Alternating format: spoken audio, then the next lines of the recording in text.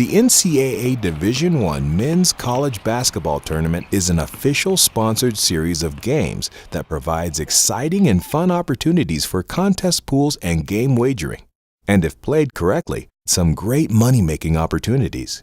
The initial seeding structure of the tournament, higher seeds playing lower seeds, provides the basis for what would logically be an easy way to pick likely winners.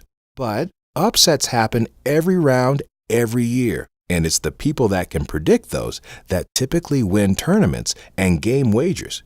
Believe it or not, it's not as random as you think.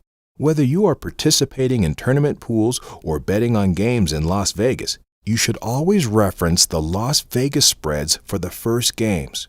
Most people don't know that they actually predict games in ways you wouldn't think of, both straight up and against the spread. The amount of money, time, risk, and mathematical analysis that goes into coming up with these simple numbers should not be ignored. They can be obtained anywhere online or in your local newspaper's sports section. They represent a wealth of information that can be easily used to see many things, but few people correctly use them. But we're about to show you some secret tips that are essential before submitting your bracket or placing that bet.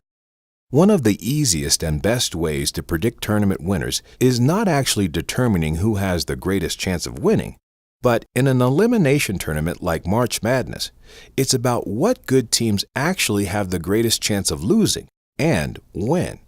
And this is easy to see when you take a step back.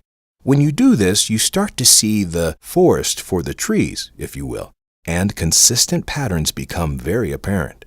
And this is way beyond the 5 versus 12 upsets the media likes to mention. This is about the predictable shape the entire tournament demonstrates once the brackets are established.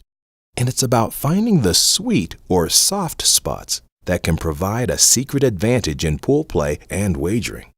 All the information about to be provided is based on recent historical tournament data for the last 10+ years. The use of recent, yet statistically significant data is important due to the changes that are constantly made in players, coaches, strategies, rules, venues, and even demographics and culture. These actually all impact how games are played out. For example, the tournament allows and assigns roles to most teams.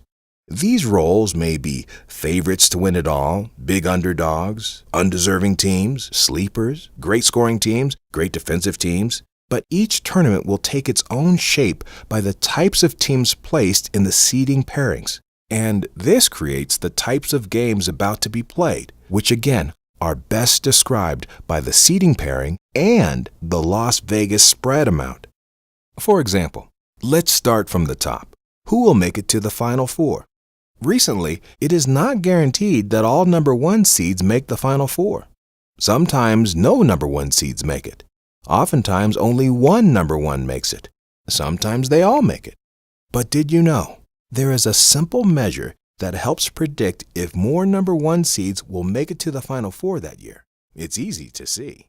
As a general rule,